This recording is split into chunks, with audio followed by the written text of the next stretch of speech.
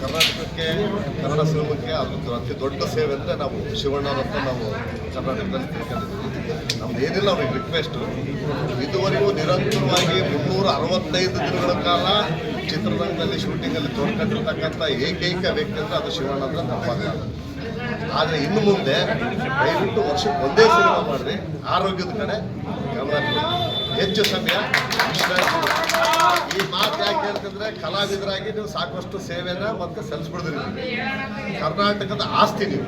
ಇನ್ನು ಮುಂದೆ ನಿಮ್ಮ ಮುಂದಿನ ಪೀಳಿಗೆಗೆ ನಿಮ್ಮ ಒಂದು ಅನುಭವ ಮತ್ತು ಇದು ಎಲ್ಲದೂ ಕೂಡ ಆರೋಗ್ಯ ಬೇಕಾಗಿರೋದ್ರಿಂದ ಕನ್ನಡ ಚಿತ್ರರಂಗಕ್ಕೆ ನಿಮ್ಮ ಆರೋಗ್ಯ ಭಾಳ ಮುಖ್ಯ.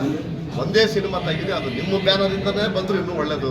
ಪ್ರತಿಯೊಂದು ವರ್ಷಕ್ಕೆ ಒಂದೇ ಆದರೂ ಸಿಗ್ತಲ್ಲ, ಆರೋಗ್ಯ ಭಾಳ ಇಂಪಾರ್ಟೆಂಟ್. ಇತ್ತೀಚಿನ ಇದುವರೆಗೂ 365 ದಿವಸ ಅವ್ರು ಸರ್ವಿಸೇ ಕಳಿಸ್ಬಿಡ್ತಾರೆ. ನಾವು ನೋಡಿದಷ್ಟು ಇವತ್ತು 4-5 ಚಿತ್ರಗಳಾಗಿರಲ್ಲ, ಅವರು ವರ್ಷಕ್ಕೆ 2 ವರ್ಷಕ್ಕೆ